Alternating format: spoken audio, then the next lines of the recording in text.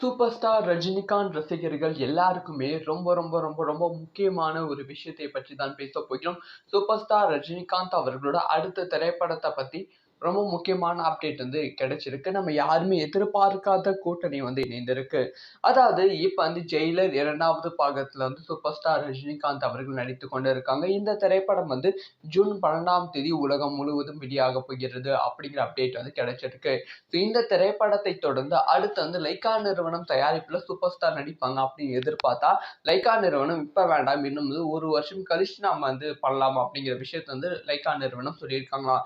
அதனால இப்ப super star Rajinikanth அவர்கள் அடுத்த திரைப்படத்திற்கான இயக்குனரை தேடும் பணியில வந்து இருக்காங்க. ஸோ அப்ப வந்து சுந்தர் அவர்களும் ஓகே பண்ணியிருக்காங்க. 50% வந்து கன்ஃபார்ம் ஆகியிருக்கு.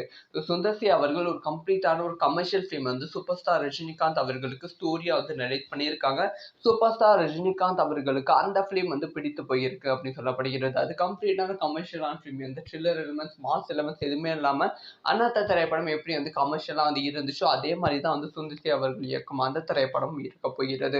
ஸோ அந்த திரைப்படம் வந்து மேக்ஸிமம் 50% வந்து கன்ஃபார்ம் ஆகி விட்டது. இப்போ வந்து தயாரிப்பு நிறுவனங்கள் 3 தயாரிப்பு நிறுவனங்கள் வந்து சூப்பர் ஸ்டார் ரஜினிகாந்த் வந்து அப்ரோச் பண்ணிட்டு இருக்காங்க.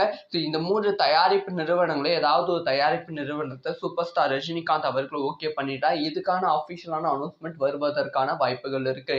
இப்போ வரைக்குமே சுந்தர் சி வந்து ஒரு 50% வந்து சூப்பர் ஸ்டார் ரஜினிகாந்த் அவர்கள் கன்ஃபார்ம் பண்ணியிருக்காங்க.